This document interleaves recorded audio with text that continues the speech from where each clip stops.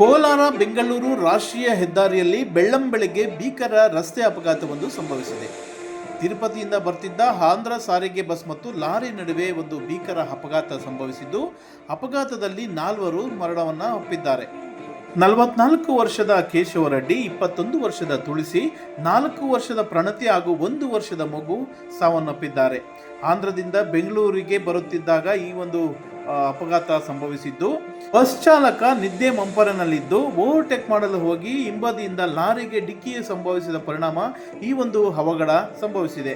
ಇನ್ನು ಈ ಅವಘಡದಲ್ಲಿ ಸುಮಾರು 16ಕ್ಕೂ ಹೆಚ್ಚು ಪ್ರಯಾಣಿಕರು ಗಾಯಗಳಾಗಿದ್ದು, ಸ್ಥಳೀಯ ಎಂಇಜೆ ಆಸ್ಪತ್ರೆ ಹಾಗೂ ಸಿಲಿಕಾನ್ ಸಿಟಿಗೆ ದಾಖಲಿಸಲಾಗಿದೆ.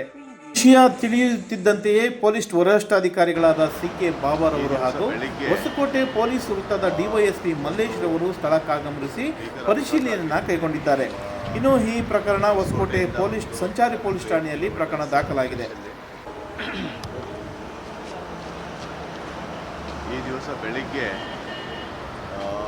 ಒಂದು ಭೀಕರ ಅಪಘಾತ ಆಗಿದ್ದಿದೆ. ನಮ್ಮ ಹೊಸಕೋಟೆಯಿಂದ ಒಂದು 7 to 8 ಕಿಲೋಮೀಟರ್ಸ್ ಸ್ಟ್ರೆಚಲ್ಲಿ ಆ ಒಂದು APSRTC ಬಸ್ಸು ಮತ್ತು ಒಂದು ವೆಸ್ಟ್ ಬೆಂಗಾಲ್ ರಿಜಿಸ್ಟರ್ಡ್ ಒಂದು ಟ್ರಕ್ಕು ಬರ್ತಾ ಇತ್ತು.